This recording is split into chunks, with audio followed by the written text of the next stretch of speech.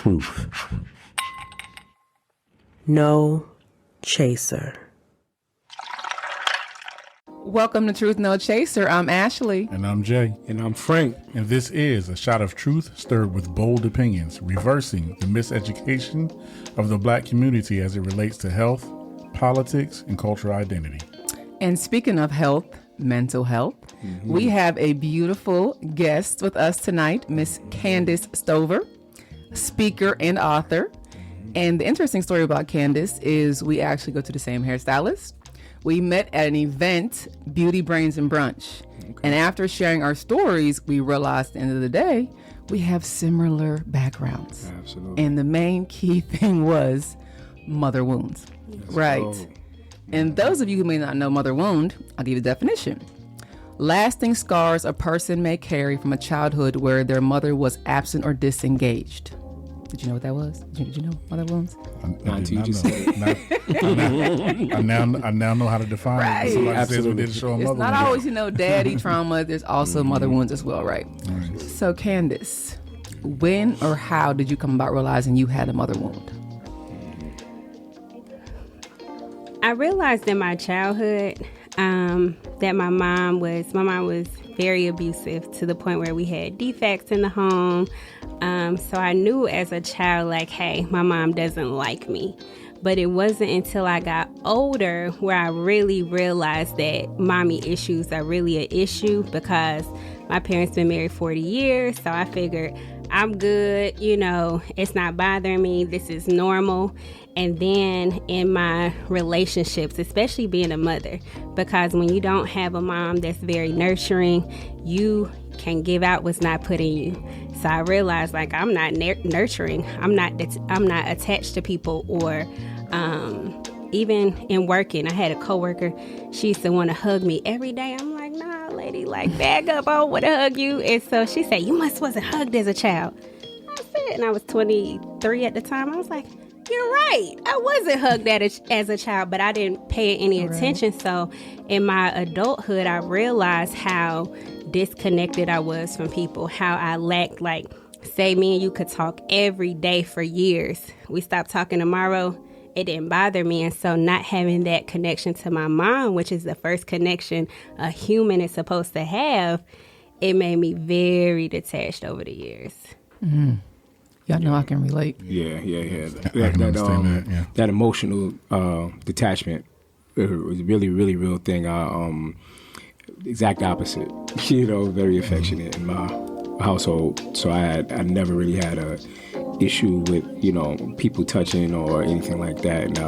And whenever I would hear someone speak of that, I would be like, oh, man, I'm sure happy that I don't know what that feels like. I was the same way. Like, not only that was a lot of affection in the household, especially with my mother, but my grandfather was a very affectionate man, right? And words and, hugs and everything. He's known for his hugs. So, but when I got married, my wife was like, she's like, yo, we didn't do all that hugging and stuff. Like, I like it, but it's weird, okay? Yeah. So it's like, you gotta give me time, Space. We're 14 years in and still getting a little bit unweird for her. A little bit unweird. So speaking of getting unweird, right? So obviously there are effects of everything, right? Yeah. Trauma, childhood, abuse. So aside from, the coworker not wanting to hug you or just not being able to affectionate, how else in your life did you see the effects play out of the mother wound? I'm very mean. I'm very really? mean. I wouldn't think that. Oh, Jesus. Me and Elijah just had a long conversation after the funeral, because I cursed some people out at the repast. I just 3 days ago. Oh. Just cursing people out. Repast. But I'm super mean. And so I think it just made me, like, rough around the edges. And it's hard because when people see me, they're like, oh, she's so sweet, she's so nice. And then they mess around and find out real fast.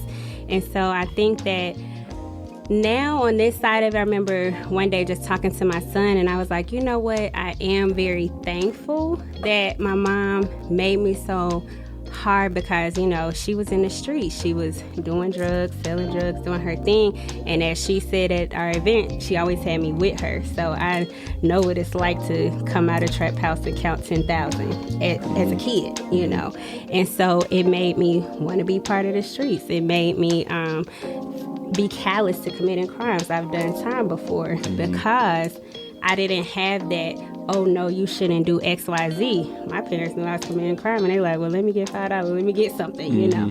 And so it makes you very hardcore, and it doesn't make sense to other people because they're looking at you like, oh, but you go to Spelman, you this, you that. So they put me in this box when really I'm a whole different monster. I'm a whole different animal, and that comes out, and it's like now nobody want to deal with me. So it made me alone a lot. Alone, not being able to like really, like I don't really have patience for people because when you, I guess like when you're in the streets and you're moving fast, you just trying to get what you need and get on. You don't have time to like really build relationships. So everything for me with people had been transactional my whole life until I decided a couple years ago, okay, I'm going to change. I'm genuinely going to try to help. I'm genuinely, like I've always been helpful and stuff, but having a concern or a care, it was more so like I'm in survival mode. But that was what was put in me. So it's a lot. I mean, from parenthood to relationships to how I interact to how I respond, like it affected me a lot of different ways as far as just my reactions to life, because we think it's normal, and where I realized it wasn't normal was early on too. Like I lived in South America for college back in 2011, was there 4.5 years. And in the country I lived in, there were no black people. I was the darkest person there. I was in Chile. And so that's also the richest country there too. So everybody there is wealthy. They're happy. All my classmates were Caucasian. So I'm literally like, and everybody's happy. And so once you come out of that mode of anger, violence, you know, responding to everything with aggression, because like kids who are abused or who are bullied, you're going to give that back because that's what was given to you. So I was bullying everybody. You say something I don't like, I was going to hit you with my pistol. But when I went to Chile, it was like, all right, everybody's happy, everybody's getting along. My classmates were my lifelines. I couldn't go off on them. I couldn't get mad at them. There was nobody to get mad at. That's when I realized, like, oh, shoot, you don't have to, like, I realized that how I had been living wasn't normal, but it still was my method of survival, coming back to the States and figuring out, like, I got to hustle, I got to live, I got a kid, you know. But, yeah, it affected me a lot of ways. Let me backtrack real quick, just for clarity, though. You said that you were happy the way you came out due to your mom. The way your mom approached things, the way kind of like your upbringing. You're not happy that you're mean. You're not happy. I'm glad you asked me that because I didn't finish that statement. So, what I was explaining to my son is because I have this nice disposition. Like when people see me, they're like, "Oh, she's so sweet. She's young. X, Y, Z." People always try me, and I feel like with my mom making me rough around the edges, I'm thankful because you ain't nobody pushover. Exactly. I was gonna say that's why I wanted to. I wanted to make sure that I was gonna say you happy with me. Okay, no. Nah, but you need it because I feel like people see a pretty girl, whatever, they like, oh, I can get over. She's green, X, Y, Z. Oh, she went to Spelman. She book smart. Now I'm glad I'm street smart. I'm glad she put hustle in me, survival in me. She put that guard around me to where can't nobody get nothing over on me. So you can go to the mechanic and a nigga ain't gonna be able to tell you like you need for oil change, right? Try Jesus, nigga. I got you. Look, pray with me, don't play with me, for real. This is that. Nah, that's what's up. I'm all too familiar with the DFAC scene. You had mentioned that earlier. I used to be a residential counselor for a group home. I actually still am side job, but the one that I worked for is closed down. But anyway, I vaguely remember one of the children there. He didn't even laugh. Same exact thing, you know. As far as like, you know, instilling that, you know, you laugh or you cry, sign of weakness, and you know, no matter how funny things was, everybody could be busting out laughing hysterically in the house, and you know, saying he just like maybe like chuckle or stuff like that. He like almost like you heard him to laugh to show any sign of like positive emotion, right? You know, so and just people in that situation, you know, just back to my heart hurts because I'm like, you know, like no child should be raised, you know what I'm saying, on such coarse, you know, exterior, like, you know what I'm saying, like you gotta be, you know, tough all the time, and like, you know, raised with a mentality like everybody's a snake, so watch out, and you know what I'm saying, like I don't even think children should be thinking that right at a certain young age. You understand what I'm saying? So I mean, like, you know, but you know, it all molds us to who we are. You know. I mean, it turned out well, right? You know what I'm saying? That's why we're here. Why we here? By the grace of God, why we here? Right. Now talking about it, right? Right, So, right. And with the mother wounds, because you are a mother as well yourself, Yeah. right? And we know from learning about it myself, I know it's passed down, right? So I knew my mother had issues because her mother had issues that she didn't heal from. Yeah, So it has to stop with somebody, right? And you being a mother, are you shifting it? Or are you changing the course? Like, how do you see anything playing out from your childhood, from Right. your mother, It's the same. with your son? Yeah. So, I was abused. So I was abusive. So my son just turned 15 2 weeks ago. But I stopped putting my hands on him and whooping him when he was 10 because I would take it too far. And so I remember the last time I whooped him, I called my dad crying like, man, I'm turning into mom. I'm abusing this boy. Like, I took it too far. And when he's like, well, what'd you do? And I told him, he's like, okay, yeah, he took it too far. Like, don't do it again. And so I just didn't want my son to hate me. I didn't want him to have that resentment and things like that. So by age 10, I stopped putting my hands on him. By 12, I got him into counseling. He got 2 different counselors, put him in, you know, the Big Brother program, got him extremely active. And so I just said, okay, ever since he was little, because he's been through a lot. He's been through mainly all that I've been through. And so I was like, all right, let's just build better memories. Let's try to make it better. So now, though, the thing is he's actually getting in trouble a lot. And so it's hard because when you stop putting your hands on them, they lose that fear and you actually lose control. And so it's trying to figure out, like, I try to say, well, I'm going to sell your shoes. Because, you know, they got the resale store now. Like, well, you got 3-4 pair of Balenciagas. I could go trade in for a purse. You feel me? And I say that's not working because he's at that age. And with him, he was homeschooled from 3rd grade to 9th grade. Now he's a freshman in high school, becoming social. He really likes to follow the crowd.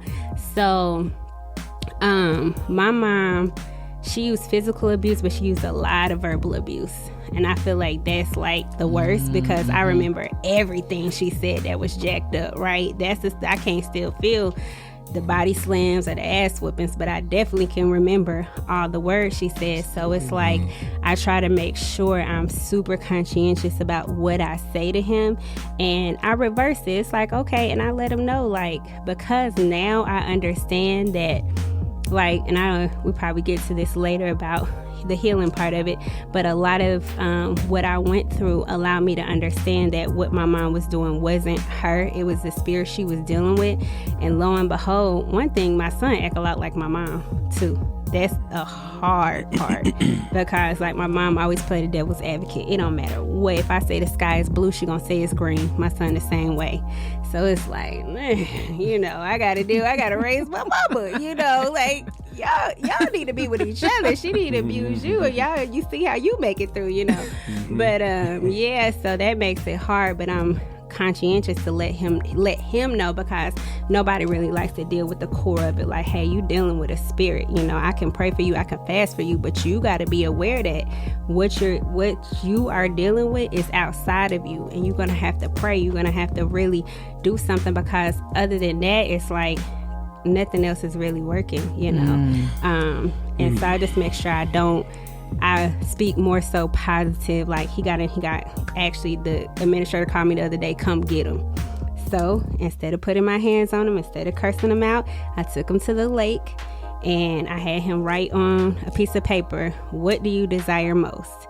So he's like, oh, I desire to have a social life, XYZ. I said, okay, what feeling are you trying to achieve the most? Oh, I want to feel happy, XYZ. I said, okay, how can you achieve that feeling? Oh, if I'm with my friends, I said, hey, listen, everything you're saying is attached to other people. That's number one. You have to be able to feel how you need to feel by yourself, because life is going to happen, and there's going to be a time when you are by yourself and you're going to have to be okay, right? You don't know what's going to happen. You don't know how life is going to play out, right? So for me and my parenting is more so getting him to think versus, oh, you stupid, oh, you didn't do, you know what I'm saying? Versus the verbal abuse. It's like, no, we're not going to abuse, we're going to educate. Therefore, you know, okay, you'll think back, because when mom not around, you'll be like, well, dang, what is my expected outcome? What do I really want? I told him, I said, because guess what, son? All of the stuff you're saying you're wanting, your actions don't align with what you say you want. You getting in trouble at school, but the thing you want most is your social life. You've been homeschooled. You about to get withdrawn from school and be in DIY arts and craft university, making stuff at home with me, okay? So if that's what you want to do, you got to be able. So I feel like that does help more than if you try to beat it into them, or you try to verbally abuse, because all that's gonna do is make them more mad. All they doing is cursing you back out in their head. Now he's scared for real though, because he's like, dang, she ain't got mad. And I'm like, nigga, I can't. Because he didn't know what was going on. He didn't know my best friend's sister was on life support. Like, I ain't even, boy, if I touch you right now, I'm gonna kill you. So before I do that, let me focus on teaching. So yeah, I feel like it's definitely changed with me. Definitely. So this is so interesting to me, because now we're talking about discipline, right? And so you mentioned, he clearly likes designer. You just said he had Balenciagas and stuff like that, but he's getting in trouble now. What is he gonna get for Christmas? Whew, okay, so his birthday just passed, right? So what happened was, last year for his birthday, we went to Vegas. He got $4,000 cash. He got 2 pair of $1,000 shoes. He balled out, right? This year, I said, I don't want to get this nigga nothing. I actually was not even going to celebrate his birthday. But what happened was, I had my best friend's son, 2 sons, because she was dealing with a death. And we had her son's birthday. So I'm like, all right, it's not right that I got, their birthdays are 5 days apart, by the way. So I was like, all right, what am I going to do? I told my best friend, I said, she asked me, in the midst of her going through what she was going through, she said, friend, what are you going to do for Justin's birthday? I said, I'm going to celebrate it next year. Mind you, her sister is dying. She goes, he might not get it next year. I was like, all right, so we're going to celebrate, she hit right? you with that. Yeah, so we're going to celebrate, right? So what I did was, I said, dang, I do not want to give him nothing. So I said, I'm going to let fate decide. Because I was just going to give him $1,000, let him get what he wanted. I said, I'm going to let fate decide. So I wrote on a piece, I had 4 pieces of paper. I'll show y'all the recording. And you either get, and I wrote it light too, he could have either got $15 for his 15th birthday, $100, $500, or $1,000. Yeah. So he had to close his eyes and pick. I said, I'm gonna let fate choose what you get for your birthday. What did you pick? $1,000. Damn. I'm like, meanwhile, you ain't never hit the lotto a day in your life, but just he got that. I wanted him to get the 15. Fate gonna decide for you, brother. So he got the Fate should have told you to put that in your pocket. Yeah, give him the other 2 houses. He got the $1,000. So I said, I guess it was meant for him. When it comes to Christmas and stuff, I don't celebrate holidays. So usually what I do is I take him winter shopping after Christmas. That's when everything is on sale, XYZ. Last year was the first year I actually did a Christmas with him. Yeah. But he know I don't really celebrate anyway. So I'm like, boy, I'm not finna go all out, you know. So I probably do the same thing, do like a winter XYZ. But as far as doing as much, like now he want his hair done. I'm like, you better find a ride. Who go? Because he got a girlfriend now. Supposedly she drives. I'm like, ask her to take you, you know, because I want him to realize you got this attitude towards mom, but I'm the only one who's going to show up, who's going to do X, Y, Z, who's going to make sure you have what you need. So now I'm like, find a ride, call somebody, do, you know, he like panicking, right? So this week he's really been seeing like, dang, everything I need, I do need my mom, you know. But one thing he said on his birthday, he was like, guys, this is what happens when you don't do the right thing. You get downgraded. And that's what he was telling his friends. And they looking at him like, his friend. Yeah. And then Mikey, my best friend, said, well, you're down. You was already up here, so you're just right here. Right. He was like, I never touched $1,000. What are you talking about? He's like, well, last year I got 4,001. Right. Yeah, he's like, last year I got 4,000. I thought I was gonna go up this year, So Jake could probably, just speaking from another thing that you said that really caught my attention is you said you feel like he doesn't fear you because you stop hitting. Mm-hmm. Because before, boy, every time I move my hand, he do this. I be like, stop doing that in public. I go to reach for something in the grocery store. He jumping 5 feet away. Everybody like, dang, are you abusing him? So I'm going to tell you, you might disagree with me, but I'm going to tell you from a male's perspective, it probably is more so like he feel like he took the brunt of the beating. That like you understand what I'm saying? It can't get any worse. Like we start smelling ourselves that way. Yeah, the older we get, the younger. Now that he's bigger than me. And like he probably just feels like, oh, I done took, I done took my licks, already. Like, you know what? Shit, I can take on the world now. Now I'm, that's the arrogance of a young yes. Yeah. He look at you hitting them now, it's like you getting exercise. Yeah, let her get this out. Right. She sit there, like it's like getting stomped out by the white Air Forces. You just sit there, please. You know what I'm saying? Like, you're not the black Air Force energy no more. You know what I'm saying? So, yeah. I mean, it's just a thought. Not saying that I'm, absolutely right about that. But you mentioned. Go ahead, Jay. I'm sorry. No, I was gonna say, I often wonder about that because I have a 13-year-old, right? Okay. And he's already my height, and. I think, of course, I'm always going to be able to body him, right? But you can't, even if I can win the fight, even if I really can whoop him, I don't want to have to be fighting my child, the discipline. Yeah. So I always try to the older he gets, I try to hone in on relationship because thank God, like right now with my son, he thinks the world of me. Like our relationship is everything to him emotionally. I love seeing it. If I speak to him the wrong way, it really does crush him, right? And so, like, I always live by this little thing, and I've said it on the show before. I always try to improve my relationship with him in order to make him more of a rule follower. What's the phrase? Rules without relationship are a recipe for rebellion.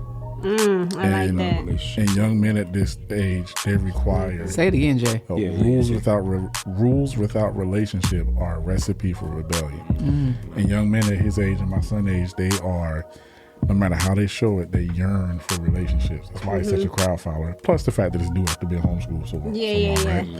But that's why it's so susceptible to being crowd followers. They're yearning for relationship. You know?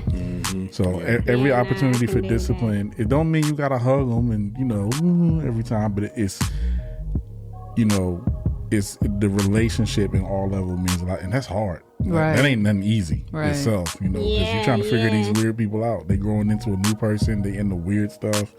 But that's the thing that I try to balance. Because this young generation, you're right. Young generation, it's disciplinary. different. Like I would suggest. Back in the days, I would have suggested, like, you know what? He love Balenciaga. Let him see how it is to rock Asics. Now, them motherfuckers like Asics. Right. You understand what I'm saying? So, like you can't even, that can't even be like a punishment no more. Because that's basically, right. You basically, you give them Bobos, you give them something with some Velcro, they're going to find a way to style that. And then, like, you know what I'm saying? On TikTok, it's going to be the next thing. Like you said, that's the most important thing to him is, it seems that, like most adolescents, impressing other people. Yeah. Take that away from them and give them this. Let him not get his hair cut for a few days. Shit, they gonna rock it nappy. Yeah, he been wearing with the hoodie on, the little Nike thing. They'll find a way. They're just gonna shiesty it up. Yeah, exactly. Shiesty it up. That's exactly what it is. But they wear the Nike ones now, so now they look like athletic robbers. I'm like, buddy, it's got a Nike size. So that is funny. But I do want to piggyback off of something you said about relationships. So with the hugging thing, I make sure I hug my son every single day.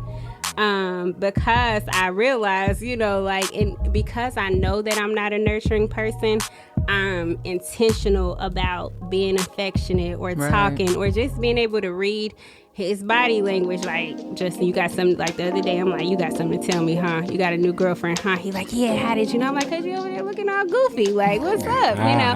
And so I let it be, you know, where we can communicate, and that's why I'm like, why is he tripping on me where I'm not like a... People say that I am overprotective, like he doesn't have a phone. He's like probably the only 15-year-old in the world with no phone. But I am still... That's tough. How do you do that? Well, he goes to school. If I need him at school, I just call the office. Amen. You know? Hey, you know what? Old school shit. When he's with other, he just went to Six Flags after the funeral the other day with my friend's kids. I just called my friend's kids, you know. I really don't. At home, I do have a home phone too. I'm very old school, y'all. Believe it or not. What's up. So he called a home phone, you hurricane, know, you when he's supposed to be there, you know. So it's like, people do say like, oh, she's strict or she's overprotective, but I'm very, like, I do everything with my son. And I really, he was. Yeah, you did say you were going to come. He right? was, yeah. Oh, man, I would have loved to have, He was going to come, but I'm finally going somewhere after this. I never get to do anything, so I didn't bring him, but Mama gotta have a life too. Yeah, I do. He's like, who is that? Then I show him his IG. He's like, I had to show you why he said that. Yeah. So, but yeah, so I always have him with me. So it's like, I feel like the relationship is good, but I feel like he is, like I said, he's dealing with some stuff as far as like, okay, for instance, my son, his father was murdered in front of him when he was 3 years old. He literally was standing next to his dad, right? So when they're that young, they don't really let them go to counseling because you don't know if you're opening a door or if you're closing a door, right? So he couldn't go to counseling until he was 6. All right. In the midst of that, he went through a lot. I went to prison. I was gone for 2 years. When I came back, he was really close to my sister. My sister was like a mom to him. She would bring him to see me while I was gone. 6 days after I got home, my sister died, right? So he lost his dad, he lost, you know, his aunt, you know. And so it's like he was just going through all these different changes, going to different schools. Then he was getting bullied. Then he was homeschooled. And he did go to counseling. In the counseling, he had this notebook that had him writing in. One day, my spirit was like, read the notebook. I guess they said, write how you feel. He's like, I like naming all the girls in his class. So I was like, this ain't effective, you know, because then I explained it to him what type of feelings. So I took him out of counseling for about 4 years, right?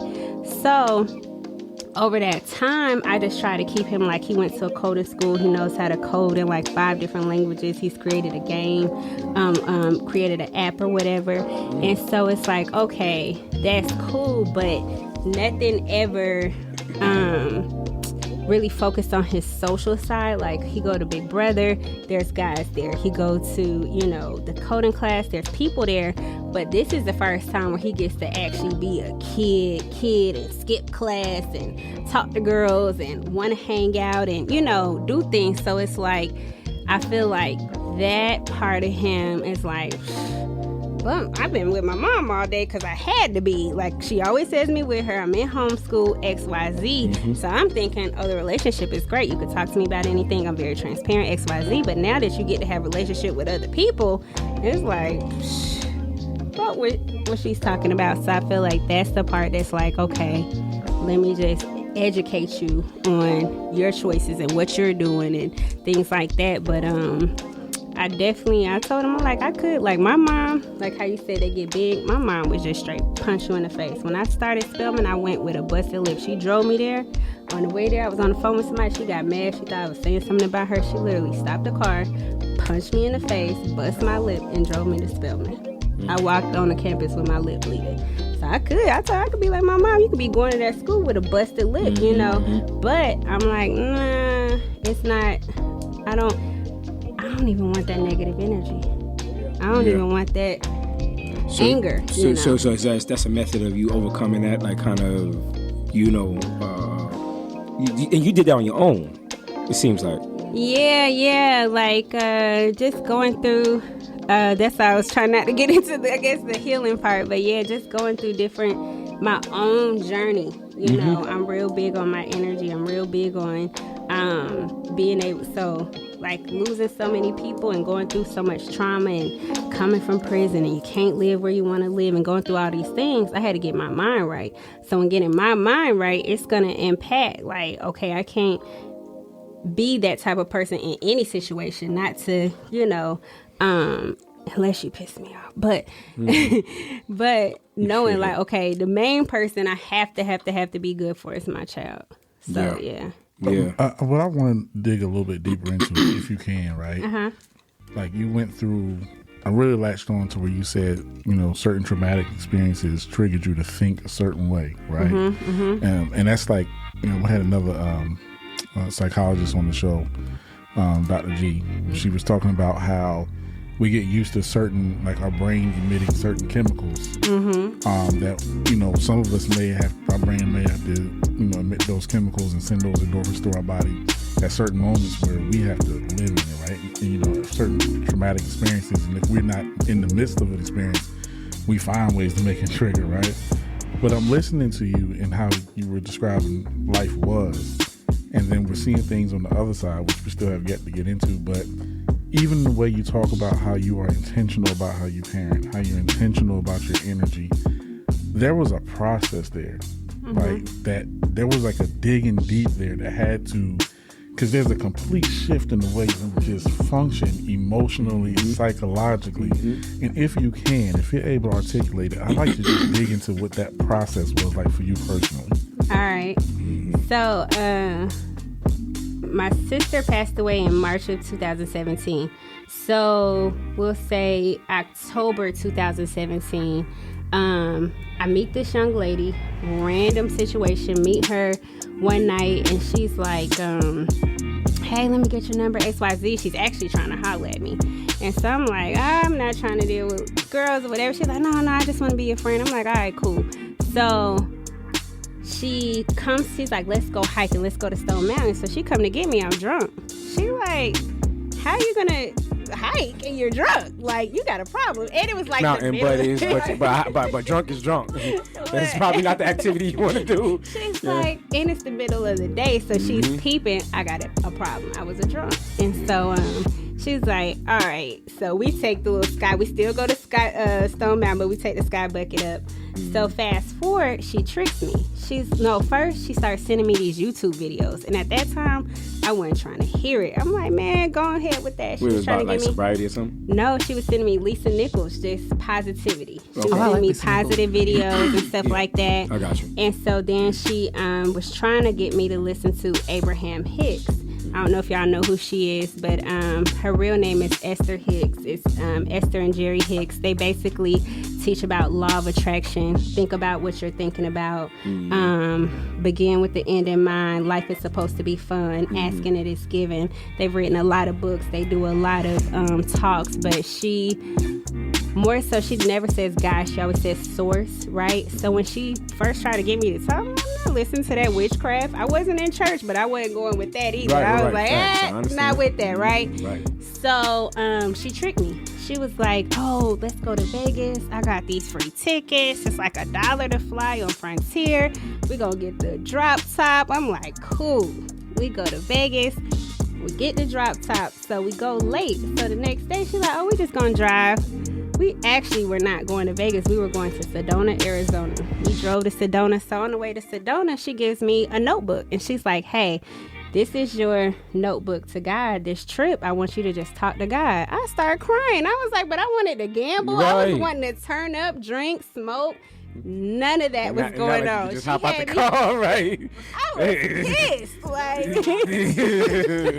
I'm like, but Sedona is known for being one of the most spiritual and peaceful places in the United States because that's where the Hopi Indians were. And so there were a lot of the ones who did a lot of the predictions of what would happen, and it actually happened. Wow. And so they're a very known native tribe. And so out there, they have different rocks, and the energy is just crazy. You feel healed. So I went out there, and that really was the start of my journey. And that's when I was able to say, okay, I'll listen to the YouTube videos. So I started listening to Abraham Hicks. every single day. I actually listened to her every single day up until 2022 when I saw her in person. And after that, it was like, okay, I got it. I don't need to listen anymore. I know what she's saying. But where the shift was, is she always said, you get what you're thinking about. Where focus goes, things expand. And my godmom would always tell me, if you feed it, it's going to grow. If you don't feed it, it won't grow. So I'm like, all right, if I focus on my problems, I get more problems. If I focus on my solutions, I get more solutions. So let me always focus on my solutions. So it's like the first mantra that I actually wrote on my wall was, are you celebrating or complaining? So that's the first thing I trained my mind to do, was always celebrate. If I felt like saying, oh, this sucks, this XYZ, I'm like, okay, how can you find something to celebrate? Then I train my mind to solutions. So somebody call me and say, oh, this is wrong, that's wrong. I'm like, okay, what's the solution?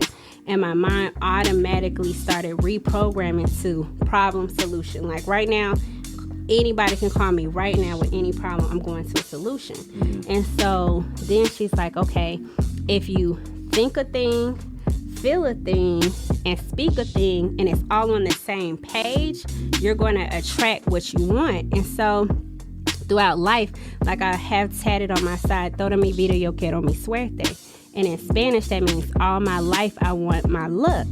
I always thought I was extremely lucky. But what it was I would say stuff like I would say, somebody's going to give me a free XYZ.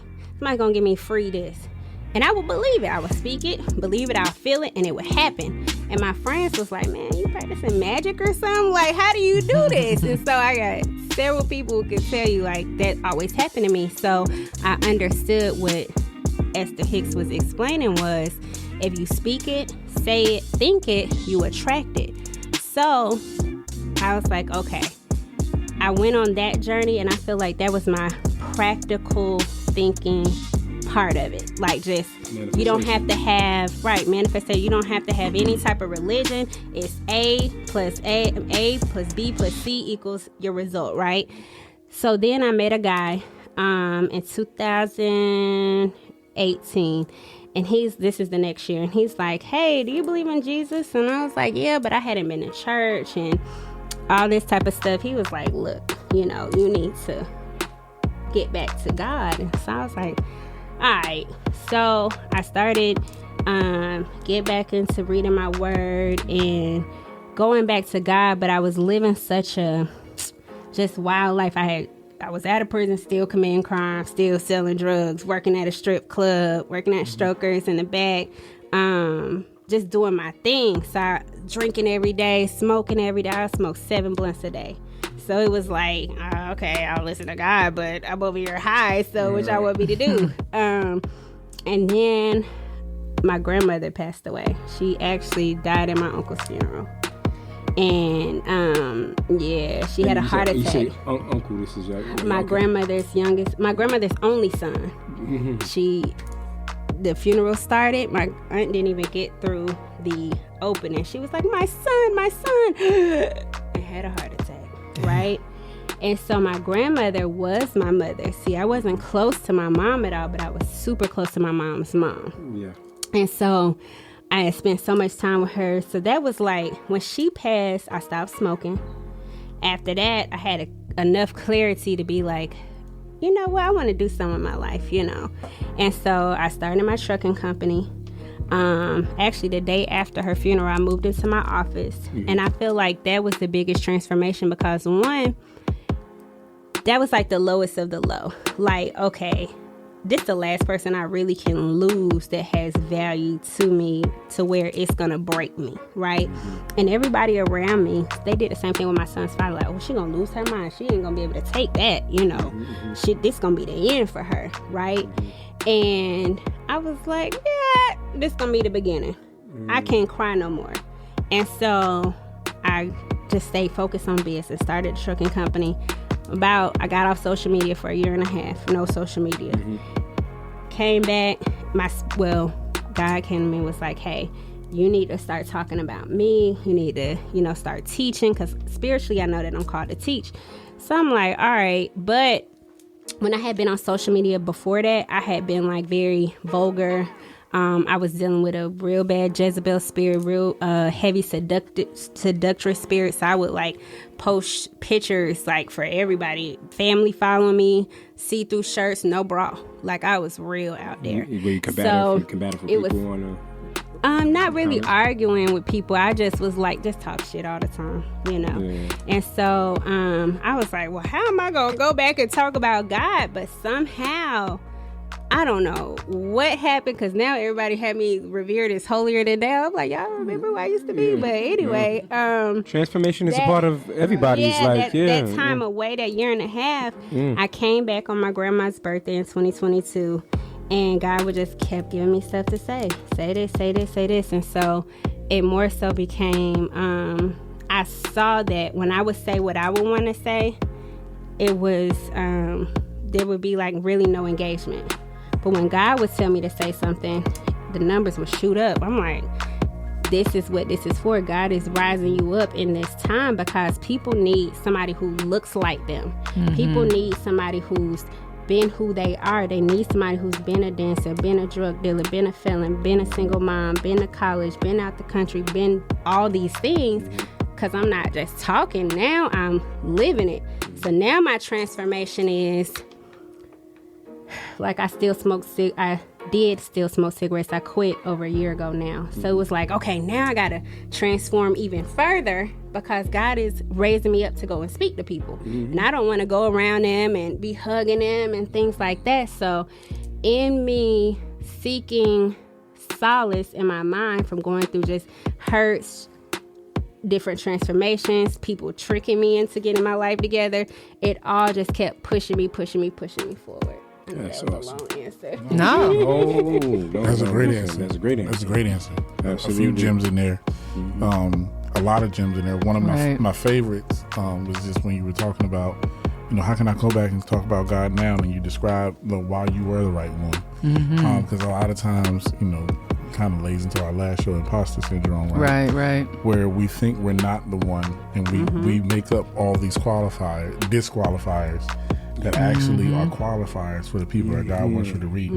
Absolutely. Yeah, because I'm called to the streets for sure. But because, if people gravitate to someone that's been through something, what I'm saying, that actually... Just experience it. To actually experience something like, somebody that ain't, hate to use a phrase, but was never outside. Yeah. How you going to teach me about it? Yeah, how you going to teach me? You know what I'm saying? Like, you just really learn... You're coming from a place of, that's what it seems like. You're coming from a place of judgment, you know what I'm saying? Now you're coming from a place of experience. People could gravitate to you. But that's on every level. That's how we listen to our music. Right. You know what I'm saying?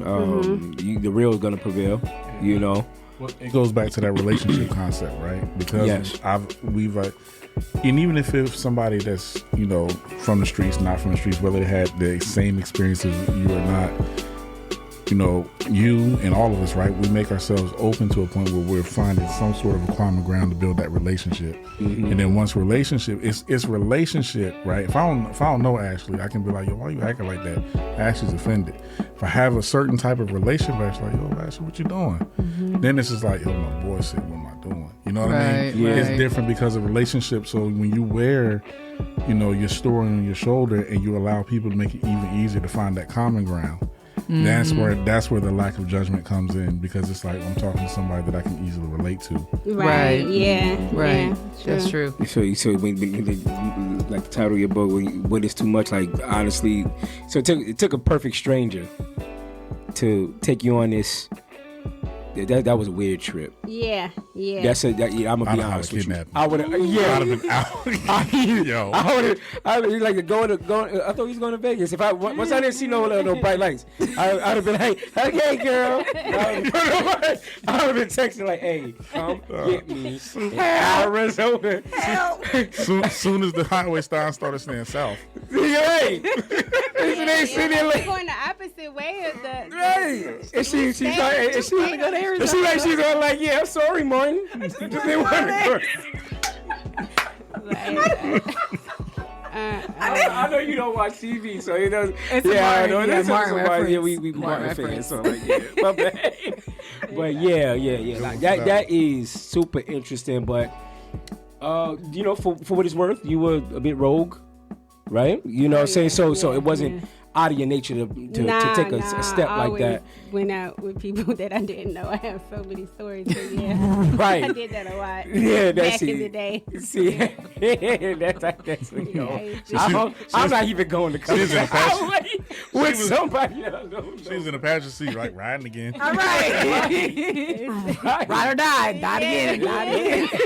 Man, my best friend used to be like, "You just go anywhere with anybody." Like, I'm like, yeah. Listen, hey, but you know what?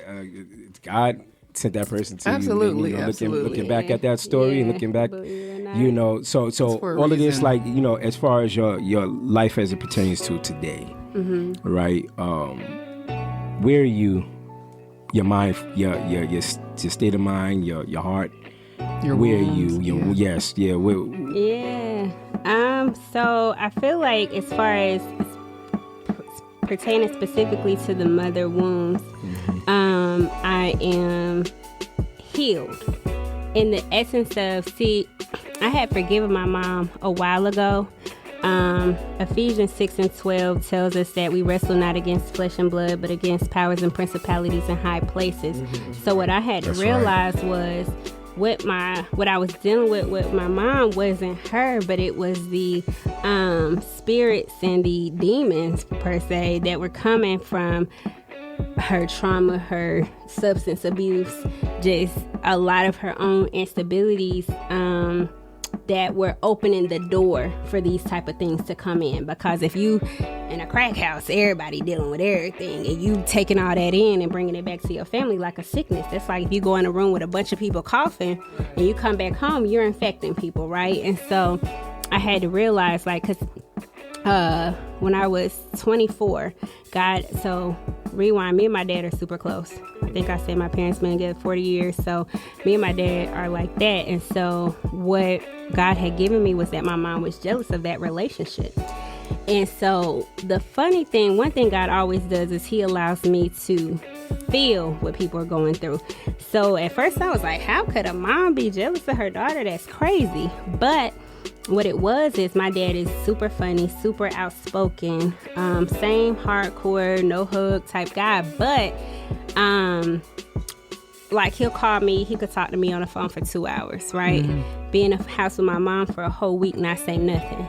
And so then that makes a person say, well, what is it about her? You know, you could talk to her forever, you know. And so me being able to understand the why and where certain things came from and how things happen, that helped me to really not be mad at her. I think what happened is, though, over, like, when I stopped talking to my mom for like 2 years before when you saw my mom, it was the first time I seen my mom in 2 years. Wow. So, and that was September 29th. Before that, I hadn't seen my mom in 2 years.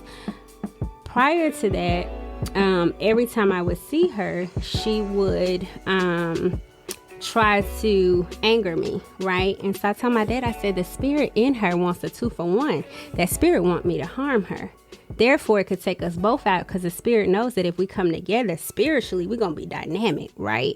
And so it was like, okay, well, how do I get her to a place of understanding that that's how she's operating? Because she would say stuff like, okay, she was very close to my son's father, but not in a good way. Like, literally, he has a video out that's on YouTube. He was a rapper, where he's like selling her drugs in the video, and it was real life. Okay, so it's not like she saw him as like some type of hero. I didn't appreciate that relationship. You get what I'm saying?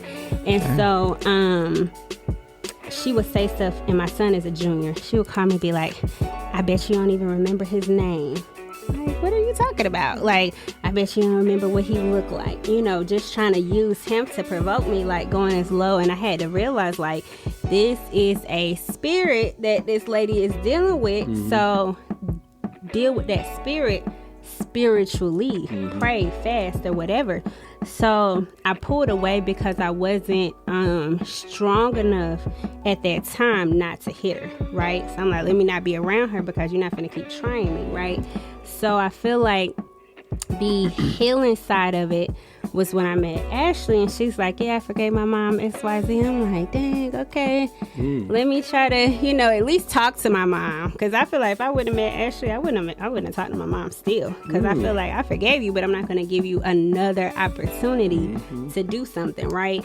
So in leading up to this event, my mom, she was just so excited, and I seen like it gave me an opportunity to see how much she actually does want the relationship. And I feel like that helps with the healing side of it. It's like, okay, yes, I forgave her. Yes, I'm avoiding her because I don't want her to do more stuff. But yes, I see the mother in her that wants that relationship with her daughter, And so it's still a process on that side. I just feel like me just communicate, like right now she's trying to get me to do something that I don't want to do and that I'm not going to do. And my dad even called me talking about that, man. You know what I'm talking about. The other day, and I got real quick. He was like, what? So there's somebody that is in our family that my son does not need to be around. He is not a good person. And they're trying to get me to bring him around him because he's his family member. Yeah. And so I'm not ever, right? And we have to have that conversation. It's just right now I have so much stuff going on. You have to compartmentalize, like, all right, what's priority? Can we talk and hey, how you doing, and skip that part for right now? But eventually we have to have that. We have to have that communication and say, hey, this is why. Let's not, because the thing with a lot of Black families is we like to lie to ourselves and say things that didn't happen, especially when it's some sort of abuse or sexual abuse. We like to say, oh, that he didn't do that. Yes, he did. We have a ton of opinions about celebrities and stuff like that, but safeguard our families. We feel like give them another chance to do what? The same thing? No, we're not doing that. So on that end, I feel like just taking it step by step with her is the best. Outside of my mother wounds, I feel like I am at the best, hardest place of my life. I've been trying to figure out how to grow on social media. I've been trying to figure out how to market. I've had an exponential increase in a very short amount of time. So now my followers are growing and I'm getting what I've been working on. It's like I worked on it for 2 years and then 60 days it worked, right? And now I am like the other day when I cursed that guy out, I was like, damn, I'm still mean, because you don't know if you stay. I stay to myself all the time. I'm never really around people. I'm only behind the camera talking. I'm only, I don't deal with people, so it's hard because God is saying, say this right now, do this. But now he's pushing me to connect with people, and I'm really asking God, like, please hide me behind the cross. Let me talk from a distance. Let me talk through my book. He don't want me to just write. He wants me to speak out loud. And I know obedience is better than sacrifice, but it's really hard because I deeply desire not to be around people. And so, it's the hardest, best time of my life. It's a growth opportunity there. Yeah. There's blessings for you and the people you're connected to with fighting through that. Yeah, for sure. Tiff wanted to ask a question.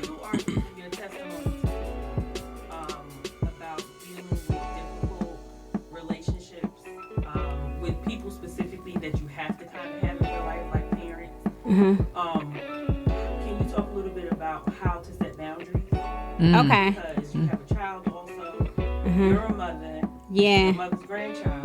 Yeah. You want them to still have some type of relationship, but at the same time, you got to set boundaries for yourself based on your past. You got to set boundaries for how your mother interacts with your child based on your past.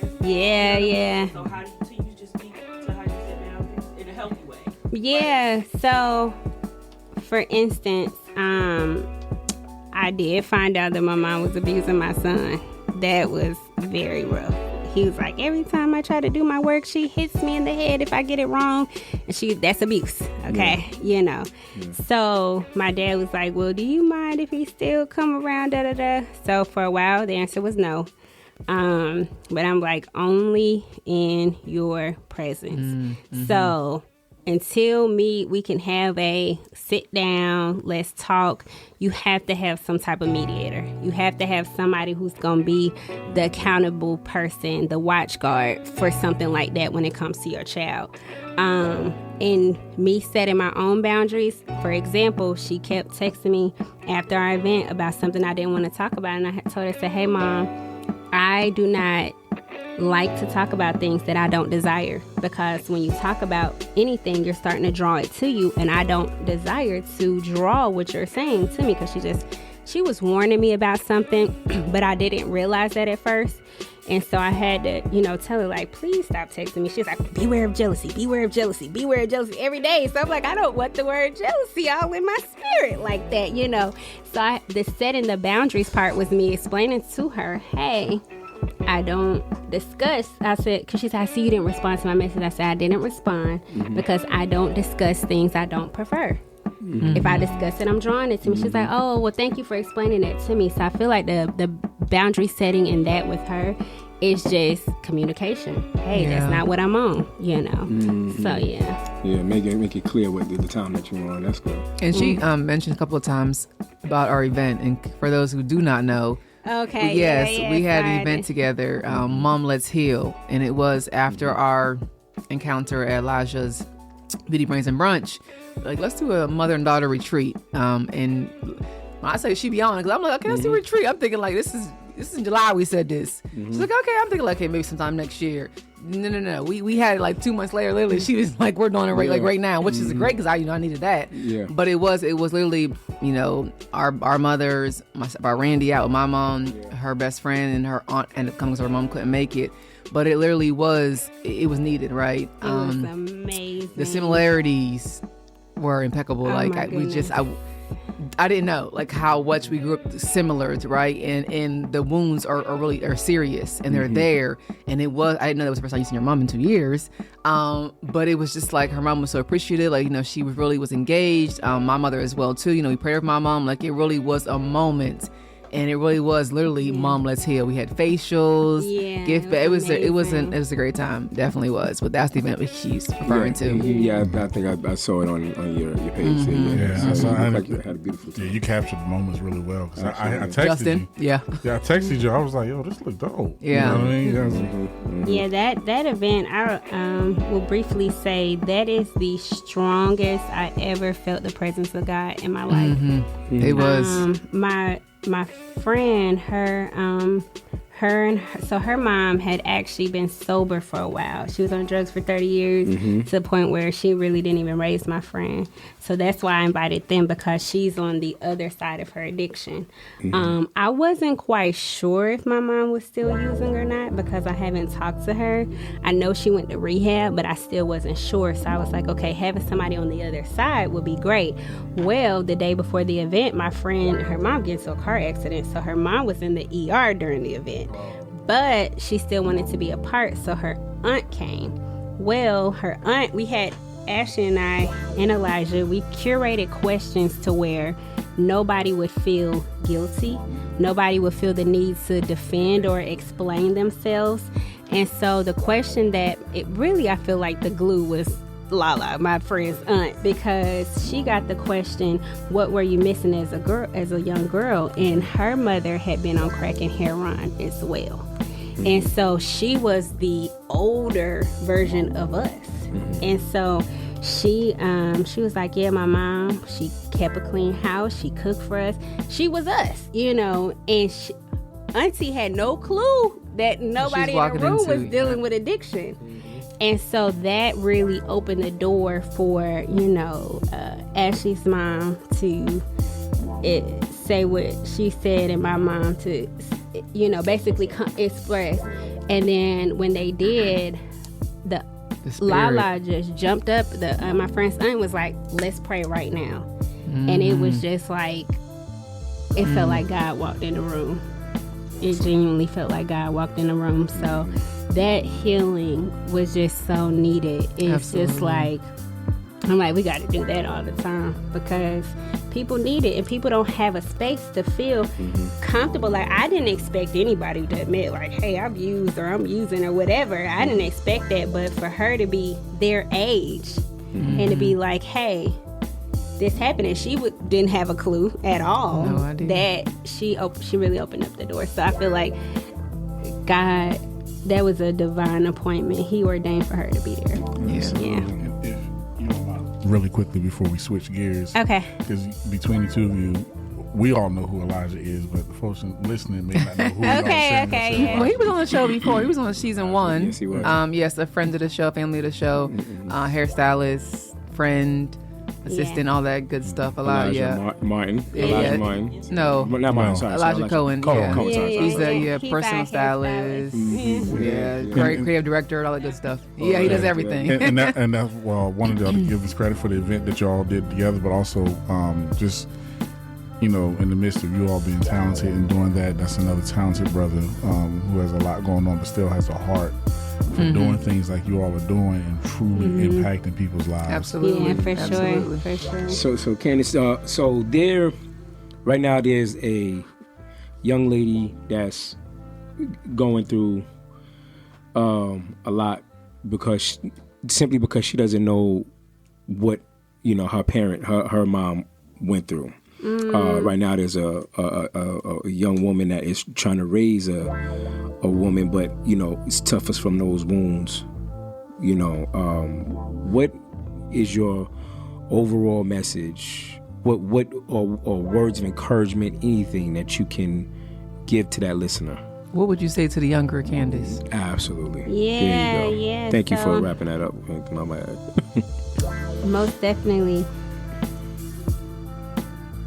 One, I would say everybody has a purpose. And I feel like we get so caught up on the past. One key thing my mom said at that event was the rearview mirror is but so big. But the front mirror is huge, so you could see ahead. So it's only so far you can look back. And so in our moving forward or our overcoming, we're steady looking back because we don't know where we're going. When you know where you're going, when you know what your purpose is, what your why is, and you really tap into who you are, the other stuff, you really don't have time to focus on it, right? It's gonna come, like with my mom, with time, but first I had to focus on me. I had to know that, okay, God didn't create me to be drunk every day, be high every day, figure out what are those things that are hindering me from being the best version of me. And then I can go deal with, okay, how is mom or how is sister or how, and knowing that I have a few mantras I live by. One is what's for you is for you, but another one is give every day, every relationship, every situation your absolute best, right? So even if you weren't given the best, even if the best wasn't placed inside of you, one thing we have the internet, we got YouTube, we got mentors. It's no reason for us not to be able to obtain the information of what better looks like. So therefore, if we desire better, we have to say, okay, what are the steps? What does better look like? What should I be doing? What are some things I can do to give every single day my best? And your best looks different on every day. Some days my best is I might have cursed you out, but at least I didn't punch you in the face. That's my best that day, right? Or my best that day might be, let me just give you a hug. Whatever it is, keep giving your best every day. That's what I would tell her. Focus on your best, focus on your purpose, focus on being a great mom. Because regardless of who your mom was towards you, your child's gonna have to deal with the trauma that's being reciprocated from your past, and they don't deserve that, right? Mm-hmm. So knowing, okay, if you don't know how to be a good mom, there's one thing that helped me. Grady has a program, can't remember the name of it, but it's I think it's called Mia. They have a video parents group, right? So my son was doing all type of wild stuff, so I got in a mom counseling group. And I tell my story, and they looking at me like, at least your son ain't robbed nobody, And you realize when you start talking to other people that other people have it worse. Mm-hmm. It could be worse, and you're not the only one. So on the mom side, you can always, and it was free. It's a free counseling group. You can find resources if you really, really, really want it. Find those resources, find what better looks like, and go chase it. Speaking of finding resources, Yeah. how can the folks out there right now watching you or listening to you find you? Okay, so my main platform is Instagram. I kind of gave up on the others, but or pause. We'll say pause. We ain't gonna give up. But that's Kandice, THATS. Kandice. That's Kandice on Instagram. My website is whoiskandice.com. I also am, so I guess we didn't really talk about my businesses, but my main business is I'm a business consultant, and I help people manage, start, grow their businesses. And I manage a few trucking companies. I have a trucking company of my own. So people connect with me that way through Dream, M as in Mary, Power, INC.com. And And we mentioned author now. Come on now, we mentioned author, I'm boo. an author. This is my book, What is Too Much? The subtitle is How to Do Too Much the Right Way. So I do too much naturally. I just do too much, but I learned how to do too much the right way in relationship, in business, in wanting to do so many things. When God gives you all these different talents, figuring out how to establish one thing to let one hand watch the other, one business to provide for the next. This is my how-to book based on my real life story. And they can get the book On Amazon. What is Too Much by Kandice Stover. Something around that. 23. 23. Well, thank you so much, Kandice. You definitely Thank had dropped a y'all lot for of having jewels, a lot of me. gems. Yes. I appreciate the energy. Thank This you. topic needs to be discussed a lot more because mother wounds are real. It is Yes, serious out there, yes. especially if you are a mother of your own.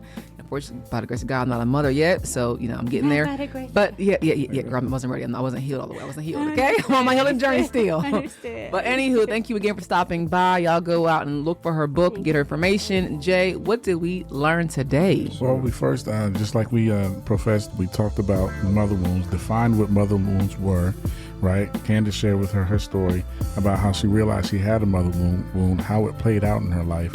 And the key thing here, right, she shared so much of the events that played out due to her mother wound, how it branched out in different areas, from her emotional, from her parenting, how it made her just not. And a lot of times when we talk about these things, we focus on our most personal relationships, our romantic relationships, but she branched it out as to how she was dealing with people in general, how she began to identify, okay, some things in me are problematic, and how God sent her people to help show her. And thank God you heeded to the things that God sent you, right? And then my favorite part was where she talked about what the turnaround was. And I asked a specific question about, what was digging in the trenches looking like, and then that turnaround, that mental shift, that emotional shift to live life differently. And one thing that you didn't say outright, but you did say, is that there has to be a decision to take command over your life. There has to be a decision to do better and be better. And then once you're focused on that, God will send those resources to you, right? And that's the part of the turnaround. And sustaining that discipline, there's a lot of discipline, self-discipline. I hear it, right, within you. I see it. I'll go on after we get done recording. But the thing is that with that takeaway is that turnaround. It's not just about the turnaround, but also what's sustaining her. Right. After she made the turnaround, we got around to the businesses and the books, right, and the multiple streams of income later on. But this is someone who made a turnaround and is living a blessed life, which also is a different level of intention, right?